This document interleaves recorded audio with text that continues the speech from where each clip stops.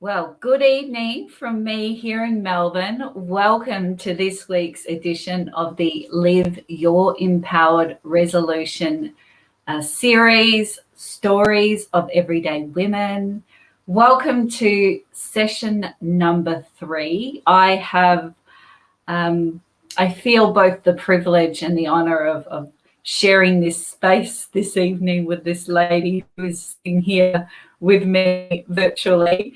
And before I jump in and introduce her to our audience and have her share some of her story with you, for those of you that I'm meeting for the first time, hi, my name is Y Te and I am the founder of the Y Project. I am a transformation leader, coach, facilitator, whatever you want to call it. And I live here in Melbourne, Australia. And I think it's really important to tell you a little bit about the series if this is the first time that you're tuning in.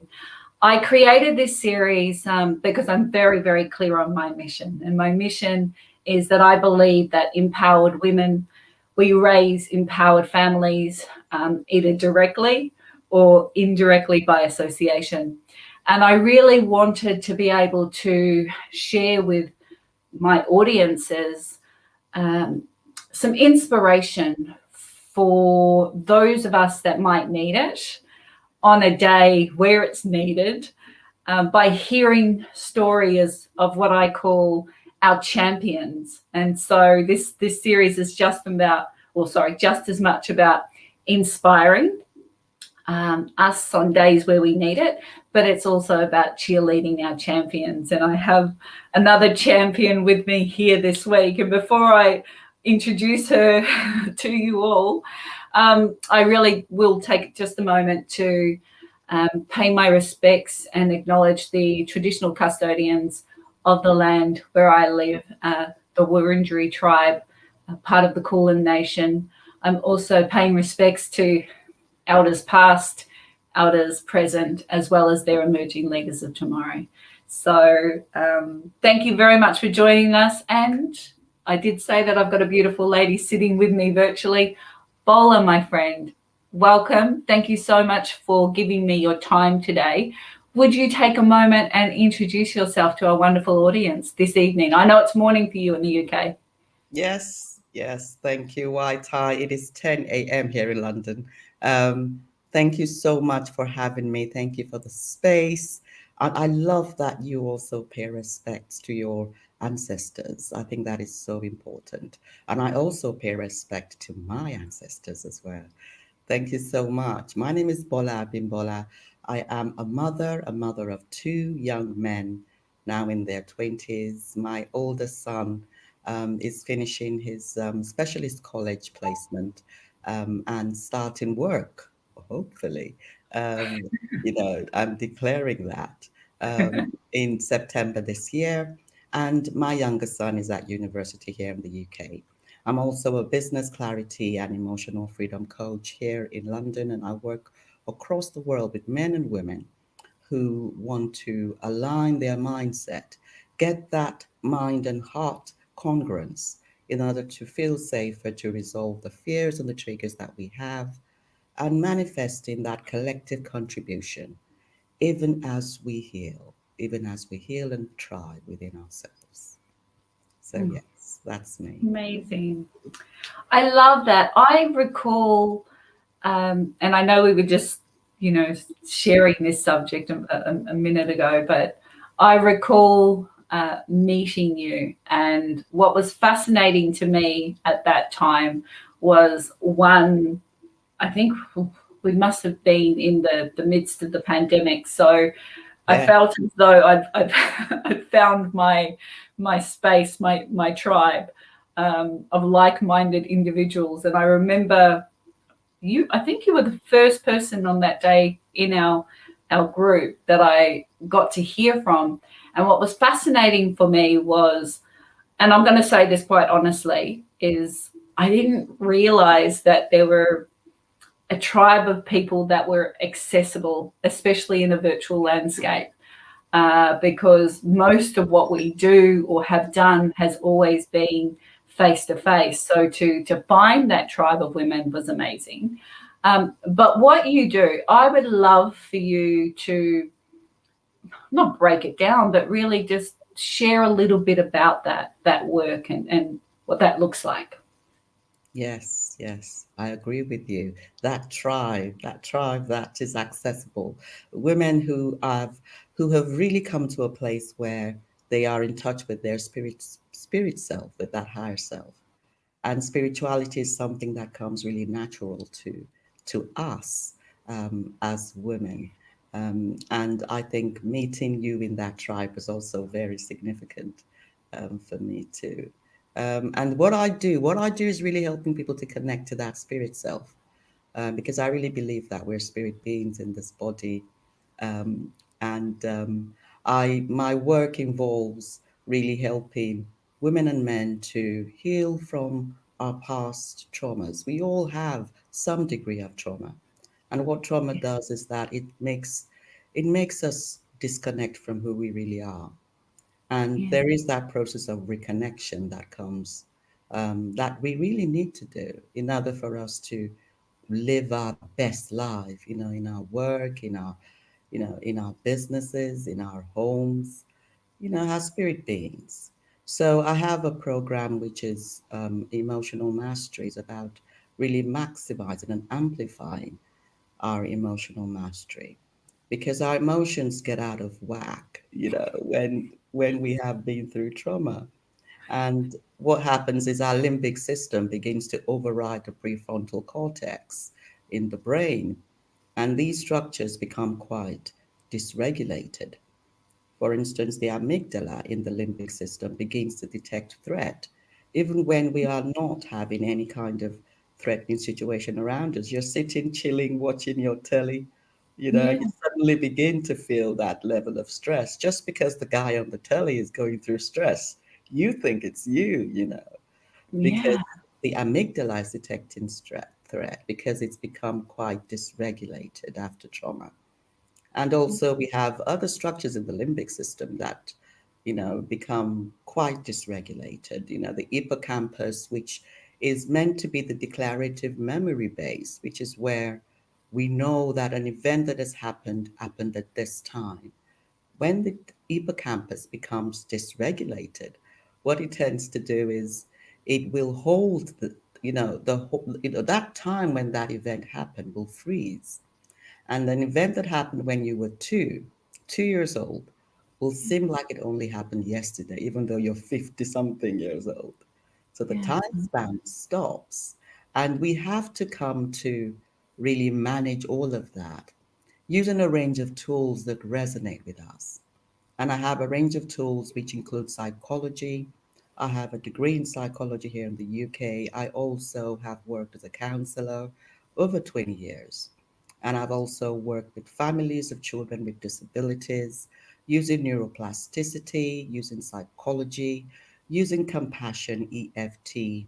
And really, it's about learning different ways of responding to what is going on around us. So when the brain is really beginning to dysregulate, how do we regulate our own emotions using the tools that we learn? Even as we are expanding in our business, in our empire, building, building ourselves, building our homes, prioritizing our healing as well as the work we do is so critical. And I had to learn that the hard way. We all go through that, just going through life and, pushing that career. And I reached a really good place. I was working in Whitehall here in the UK, yeah, managing projects nationally within the health service. And I was so unhappy. My marriages were broken down. I've been married twice. So mm, that's what tends to happen. You see, you're pushing through this aspect of life as you're told to do. Chase your ambitions, chase your yeah, career. But inside you, you're really crumbling. And I had to learn to take time to prioritize that side of me. So that's what my work is about. It's about prioritizing that healing, prioritizing the mastery of the emotions that we have within us in order for us to really then expand even more. Because we only expand when we feel safe within. That's the yeah. bottom line. Look, I was listening to you, and admittedly, there were some areas where I was like, okay, just follow along. I think I know what she's saying. But there's a couple of things that I really want to touch on. And of course, I think it's relevant to also sort of see how you came into this work. But what was interesting to me was this, and I don't necessarily understand the science, but I understand the context around our lymphatic system feeling the stress or the emotion, even if it's not our own.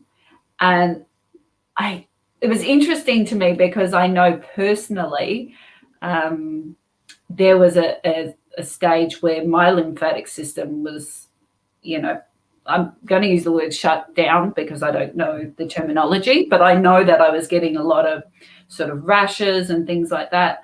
And whenever I am going through great stress, it's my body that it shows up in. And I really wanted to understand, not so much the science, but I really wanted to understand how your work translates into working through people, working with people through that, Yeah. working through that with people. Yes. So, Yes. Yes. Yes. Really, I think before we begin to deal with the trauma from our past, there is a need to rewire the brain. There is a need for us to come to a place where we feel safer within, in the brain. A time comes when we really need to change the way the brain functions because it is where it all starts from. It is where we get that knee-jerk reaction, those beliefs that we hold. There is a difference between the physical mind and the higher mind. The physical mind is this ego identity that we have, which has so many different personalities. And the higher mind is really that part of divine wisdom that we have. And the brain is different from the physical mind. The brain is really, as I said, that kind of structure in the body that contains the limbic system and contains all the rational side as well as the kind of emotional side. yeah, But in this brain, there is a lot of processing that takes place based on the beliefs that we hold in the physical mind. The physical mind is not a kind of physical structure. It's an energy form. It's a form of energy within the body. It's part of our aura, but it contains beliefs. It contains beliefs that could be limiting or could be empowering. yeah, And when these beliefs are empowering, we are more congruent with our higher mind. So it's that physical higher mind connection, that congruence that needs to happen. And when you hear the word vortex, that vortex is when the physical mind and the higher mind are congruent.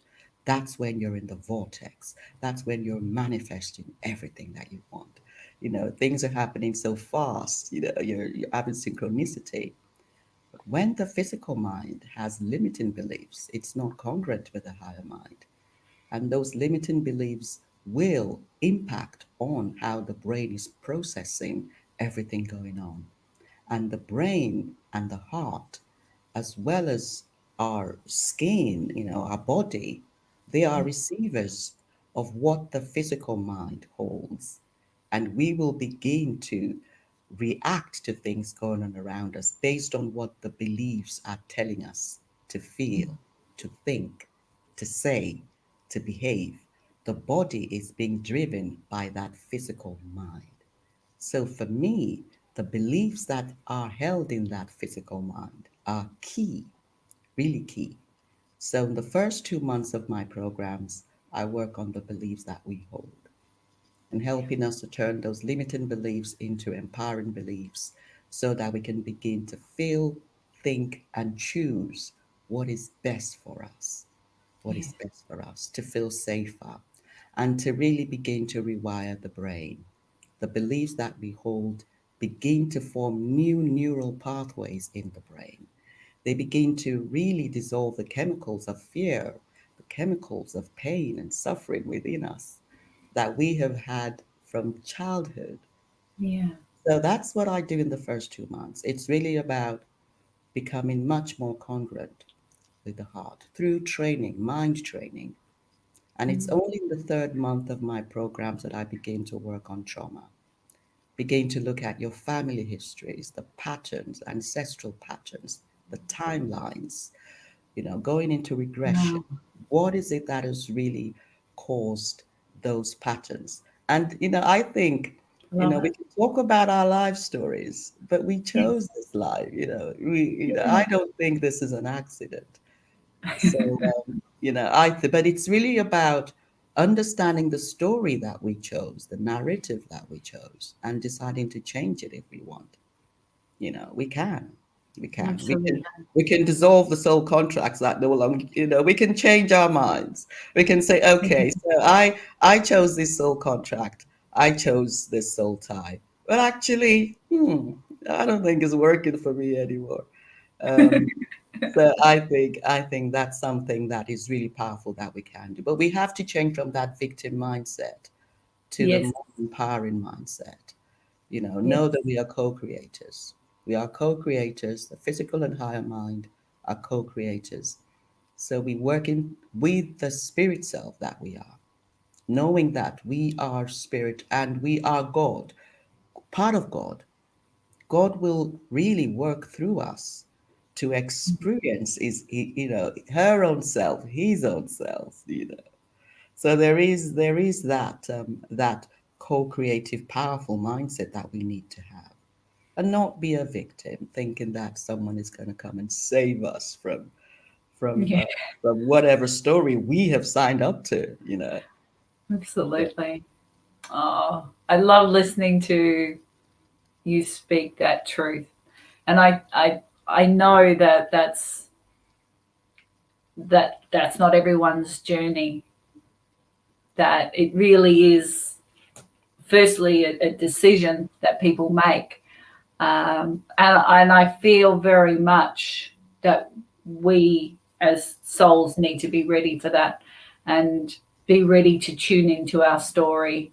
And I know, even just with the work that I've been doing on myself, um, very much appreciate the choices made. I understand why I went down that path. And I've chosen, okay, I've made a decision, I've chosen to do something else as I move forward. So how long is your, if you don't mind me asking, how long does the course actually go for? So the first couple of months is really around unpacking, forgive my language, but unpacking No. some of the beliefs. No? Yes, yes, yes. And I just want to touch on what you said, Waitai, Please. about the journey and the choices. And this is so right. There are Yeah. over 7 billion of us on this planet, and each of us has come to really do one thing differently. And it's about choice. And that choice is powerful. I Yeah. mean, I know that I chose to do certain things. I'm in my 50s now. I chose to do certain things for 20 years, even though they did not Yes. serve me. I was anxious for many years, and I was on meds, high blood pressure. I've gone through a lot, and I think a lot of us have. And Yeah. we have choice, and it's a decision that we make, and it is okay. Whatever road we choose to take, it's just got to be okay. Yeah. Yeah. So I just wanted to touch on that. Awesome. My courses, I do 2-month programs, which is just the mind training for eight Yes. weeks. And that suits certain people who have really just, they have gone through a lot of trauma recovery already. And Yeah. it's just about really working through how to respond differently to what is going on around us. Going Mm. from chaos to calm in 3 seconds is what I call it. Oh, I So love it. so you can have that anger in your mind, you can have that fear, but being able to go from that state, that trigger, to Mm. calm in 3 seconds, using the tools that I teach in those 2 months, is one part of my program. And it's just chaos to calm in 3 seconds. And it is possible. I have so many testimonies of my Yes. clients who have seen that. And I'm not sure if you've seen some of those testimonies. But yeah, Yes. that is something that I'm really, really pleased to be able to offer.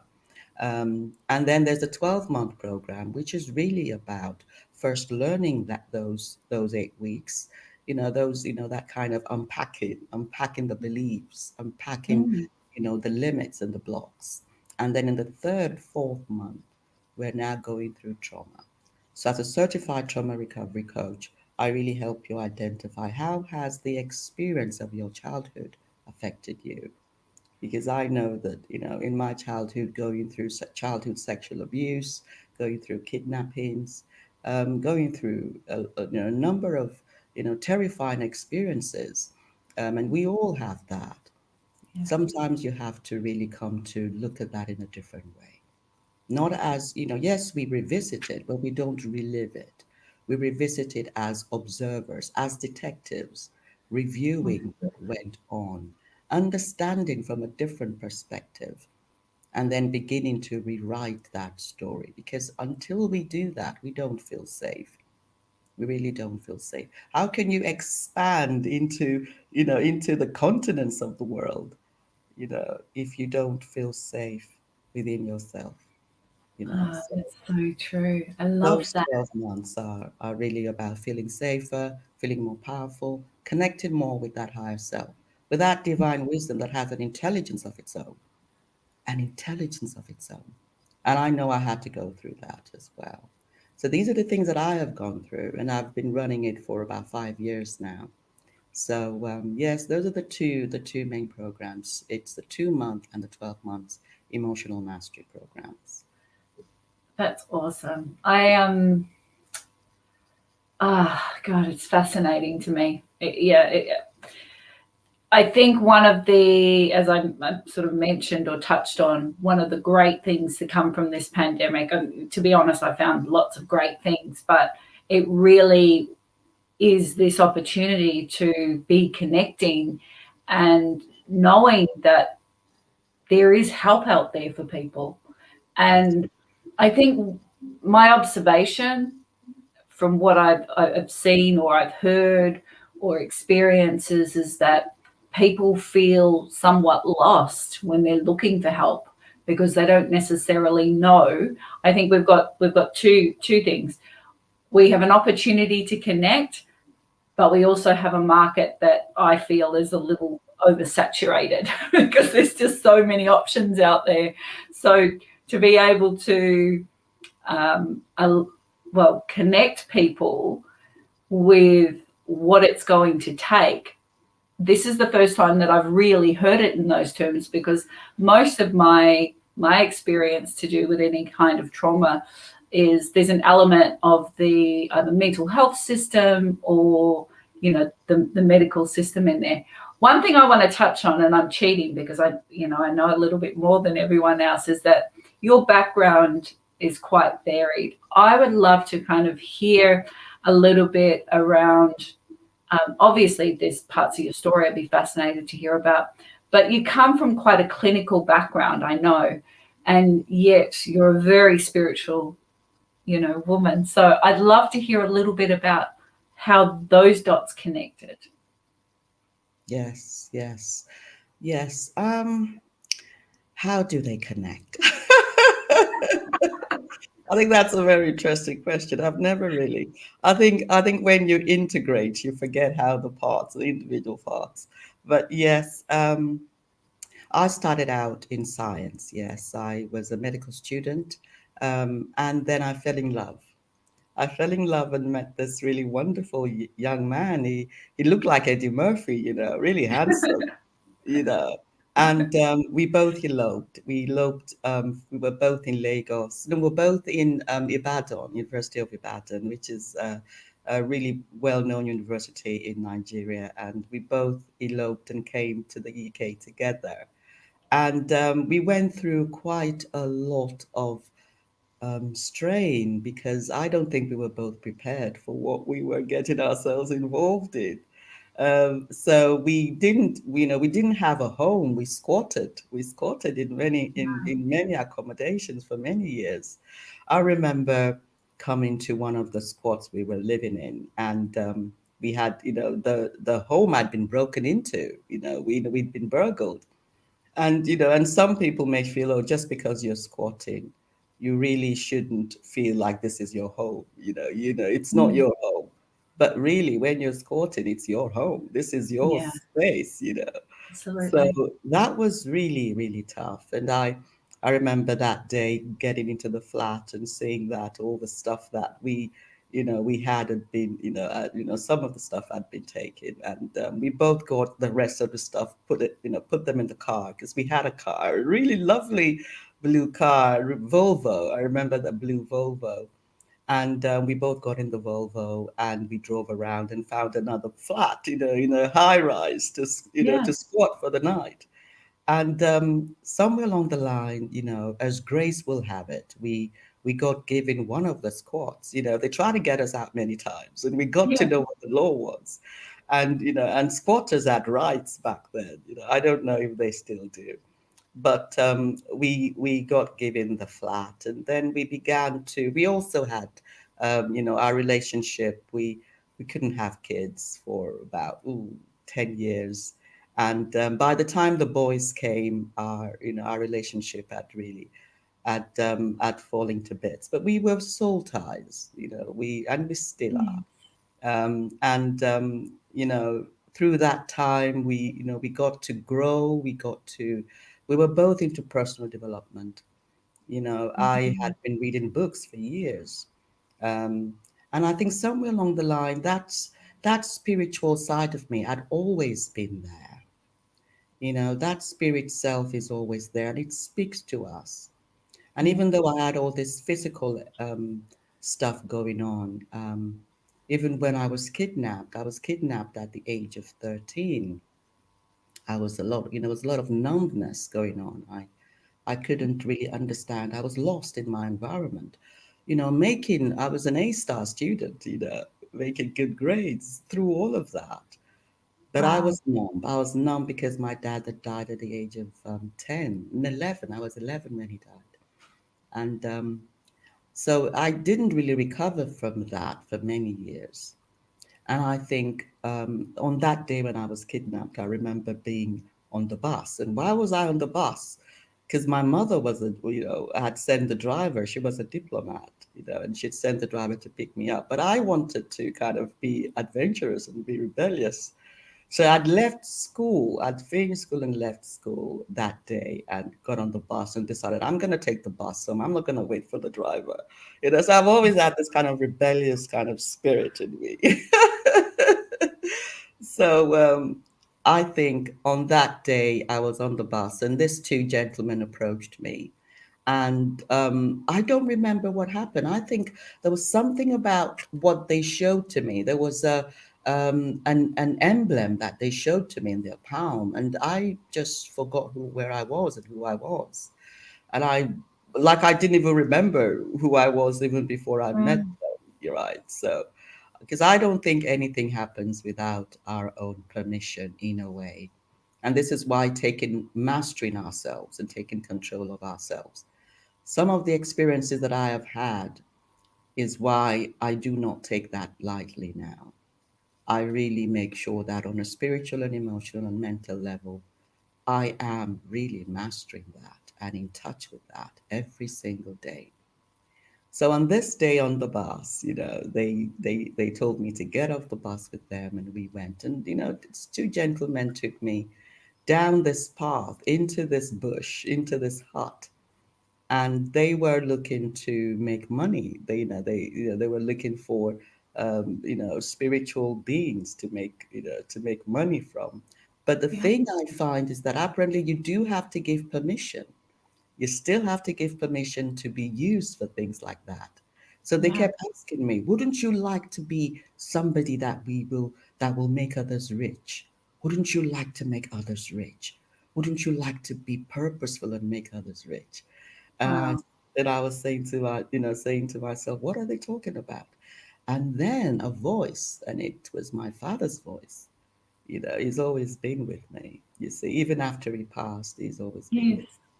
And he was with me when I went through a motorway hijack as well, with robbers at gunpoint.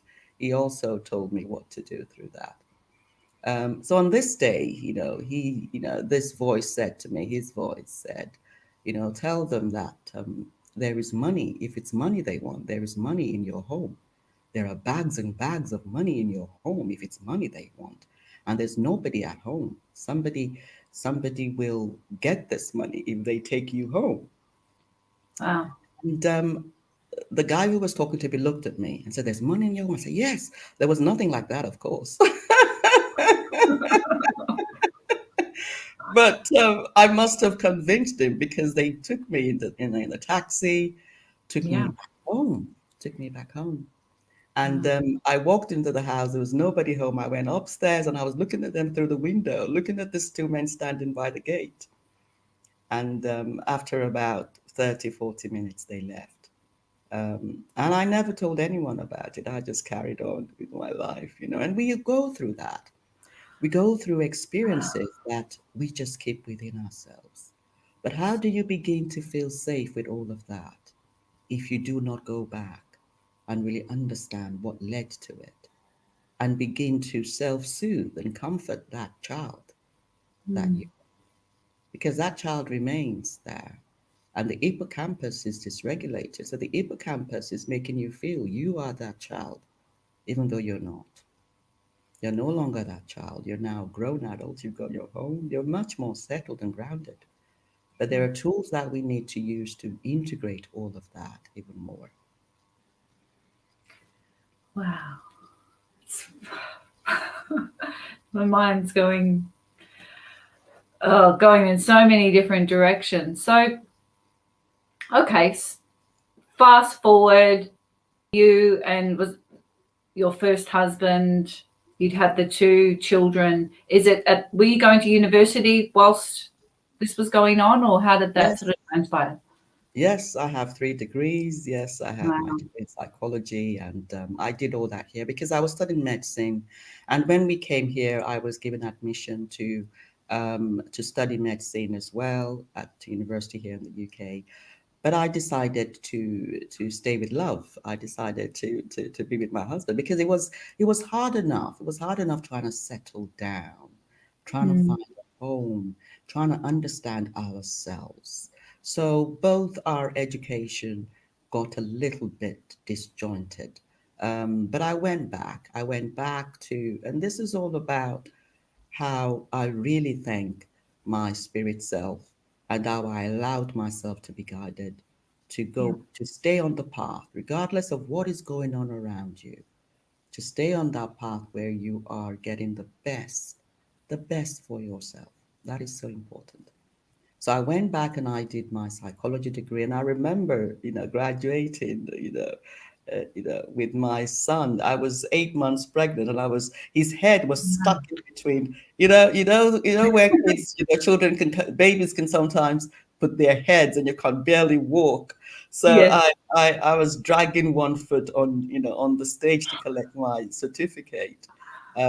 So yes, I did. I did do the degrees. I have an MBA, Masters in Business Administration. I also have a postgraduate certification in health management, which is really where I did my career. A lot of my work in corporate and in private sectors being around health management, project management, really reducing the irregulations within the system and ensuring that there is more engineering of process Mm.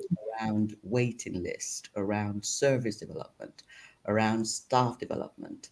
So it's more around the management. And I stepped back. I stepped back from the kind of frontline mental health work more into the management of the services that provide that level of care.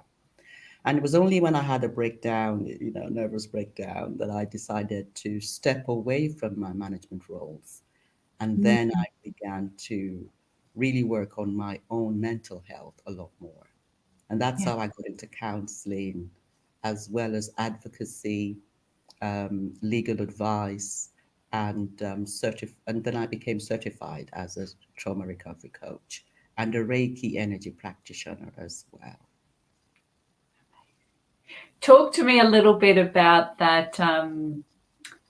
How Reiki fits into the equation. Is that spiritual part of yourself being something you've been connected to for Yeah. a long time? Yes, yes. I had been introduced to Reiki by my younger brother, and Um, he had told me about Reiki, and I had said to him, because we came from a Christian background, I had said to him, "No, don't tell me about Reiki. I don't want to know. Those things do not make sense to me. I want to know more about, Jesus and about Christianity." But somehow I did yeah, not connect with all of that, you see. Even though I mm, had grown up in a Christian background, somehow I did not have enough faith to put what I was learning into action. It just didn't gel with me. And I know there are people who this works for, but I had to yeah, be honest with myself to say that this wasn't working for me. There is a Christ consciousness, which I totally believe in. And yeah, that is that higher self. I think there is that Christ consciousness. But I really could not connect that power that I needed to make changes in my life. I couldn't connect with it somehow. All yeah, through growing up, all through my 20s, all through my 30s. And it was really more in my 40s that, he had been telling me, it was only 10 years after he told me about Reiki that I said, okay, okay, okay, you know, let's give it a shot. And it was because my son was, he was going through a very difficult time. He has complex health needs, and yeah, he couldn't sleep. And he mm, said to me, try it out. She won't even have to come here.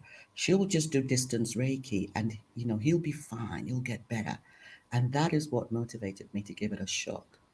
And wow, so he got distance Reiki on the very first night, and that was the first night he slept through the night, through the night. wow, And I was sold.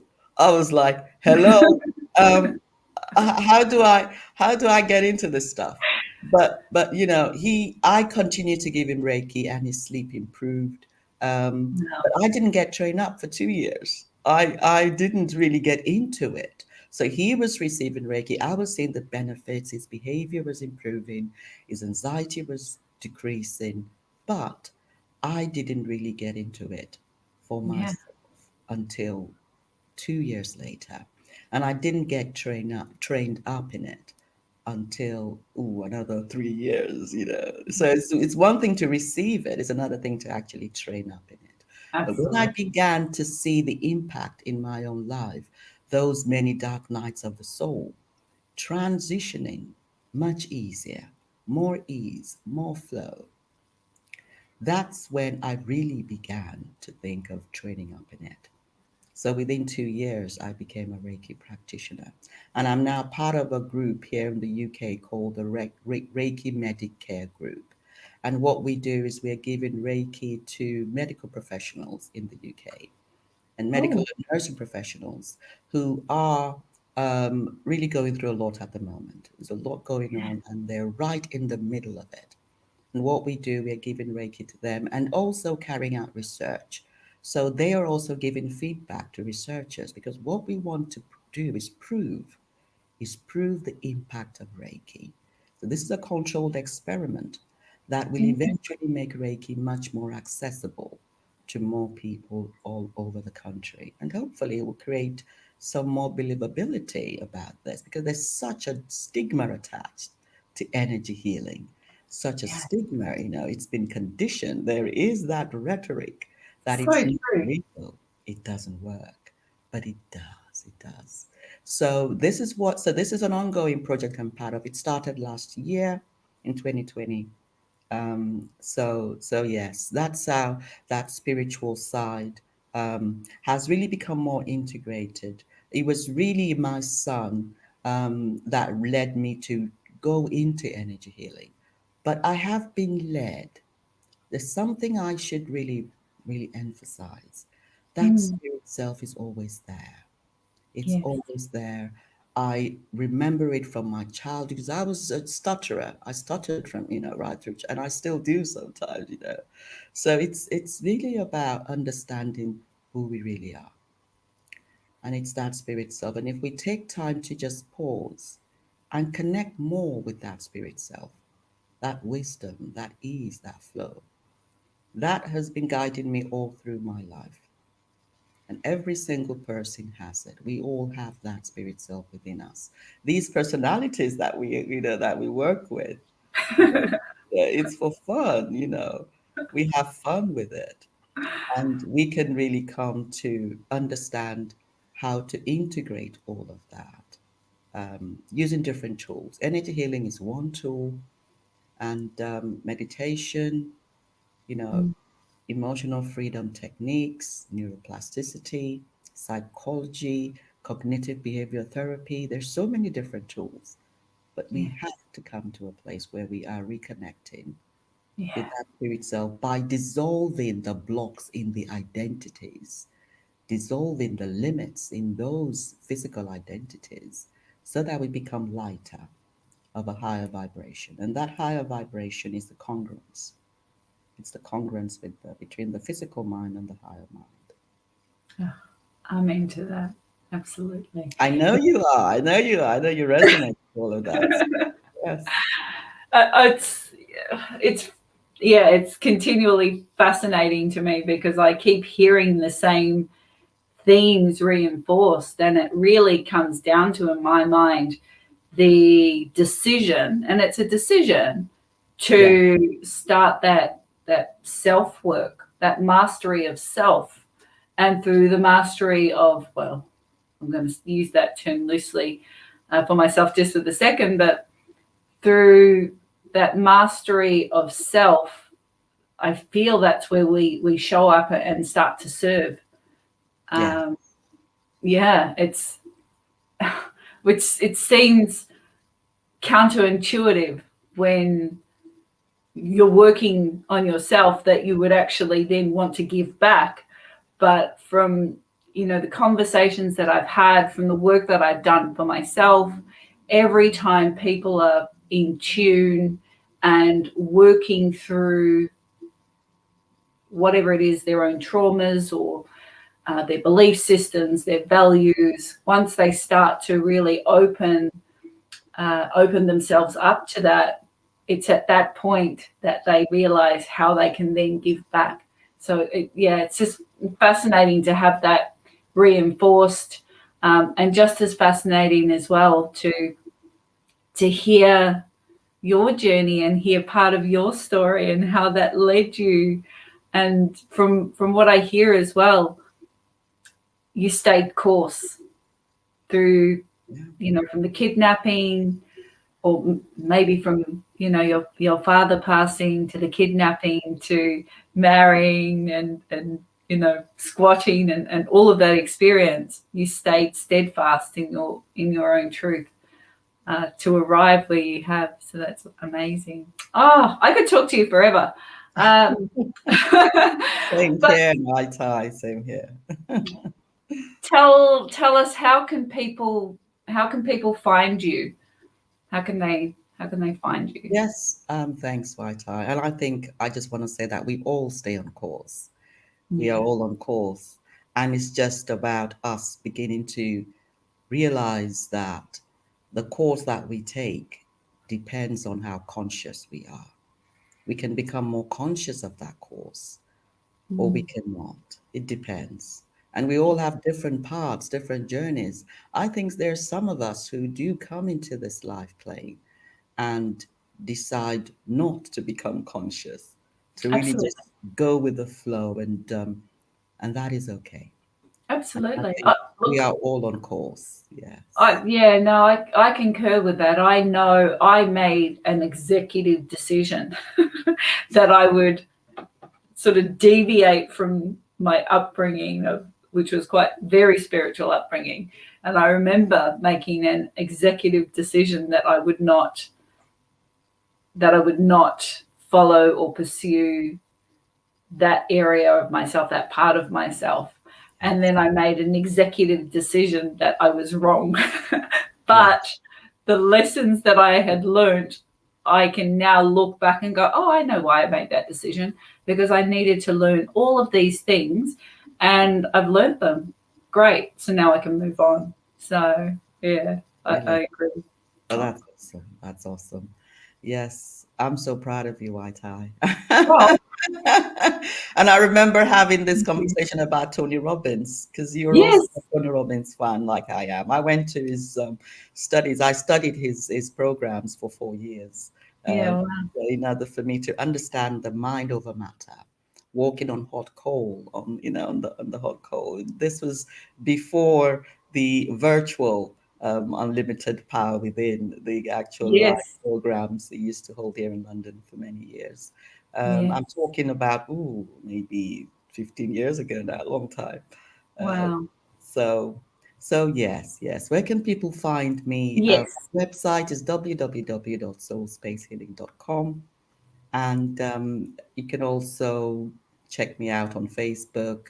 That's really where I'm most active. I have a Facebook community, Bola Abimbola, Business Clarity and Emotional Freedom Coach, and my personal group. I'm also on LinkedIn and Instagram and Twitter. But my website is really where you can get a sense of all the courses that I run and the programs.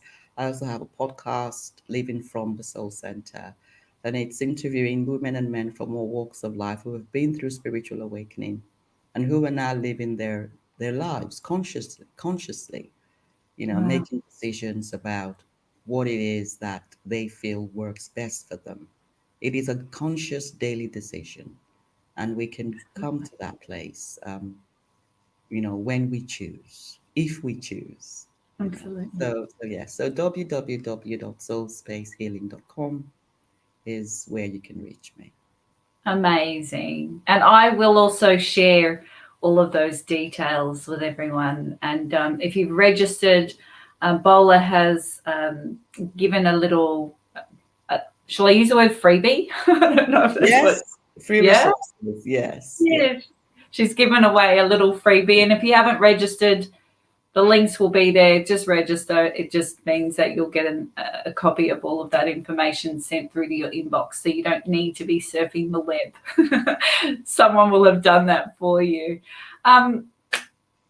Yeah, my friend, thank you so much. Thank you so much Thank for you, Aitai. taking the time. And I'm glad we got to connect in this virtual virtual universe that we have.